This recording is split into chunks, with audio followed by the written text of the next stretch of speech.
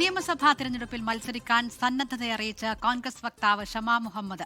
മത്സരിക്കാൻ ആഗ്രഹമില്ലാത്ത ആരും രാഷ്ട്രീയത്തിലുണ്ടാകില്ല. കണ്ണൂരിൽ തന്നെ മത്സരിക്കണമെന്ന് തനിക്ക് നിർബന്ധമില്ല. താൻ മത്സരിക്കാൻ യോഗ്യയാണോ എന്ന് തീരുമാനിക്കേണ്ടത് നേതൃത്വമാണെന്നും ഷമാ മുഹമ്മദ് പറഞ്ഞു. ആരെങ്കിലും രാഷ്ട്രീയത്തിൽ മത്സരിക്കാൻ ആഗ്രഹമില്ലാത്ത ആൾക്കാർ വരുമോ?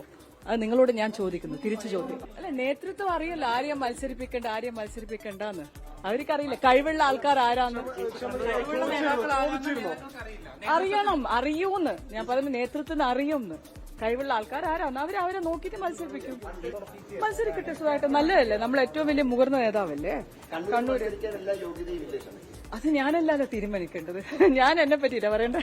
എന്ത് ചോദ്യം നിങ്ങൾ ചോദിക്കുന്നത്?